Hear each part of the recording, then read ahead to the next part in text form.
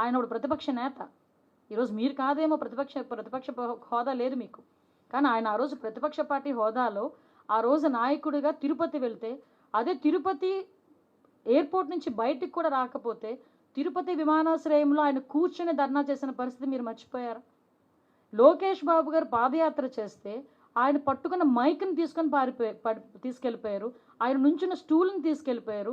ఆయన గురించి ఏదైనా స్టేజ్ కడితే స్టేజ్ని ఇప్పేశారు. అంటే ఇవన్నీ మీరు ఎలా మర్చిపోయారు? అది కాక మా పార్టీ ఆఫీసుల మీద దాడులు, ఇవన్నీ మేము ఏదైనా కార్యక్రమానికి వెళ్తే మీరిచ్చిన ఆంక్షలు ఇవి. ఒకవేళ కార్యక్రమం లేకుండా జగన్మోహన్ రెడ్డి గారు కనుక ఊర్లోకి వస్తున్నారు అనుకోండి, ఆటోమేటిక్గా మా ఇళ్ళ దగ్గరికి పోలీసులు వస్తారు. నేను చాలా సందర్భాల్లో ఆ రోజు అయ్యన్న పాత్ర గారిని అరెస్ట్ చేసినప్పుడు నేను ఆ ఇంటికి వెళ్తా ఉంటే దారిలో నన్ను ఆపాలని ఎంత ప్రయత్నం చేస్తే ఆఖరికి 2 వీలర్ మీద కూడా నేను వెళ్ళిన పరిస్థితి. అదేవిధంగా ఈ మైన్స్కి సంబంధించిన వాటి మీద మేము ధర్నా పెడితే ముందే హౌస్ అరెస్టులు చేసిన పరిస్థితి.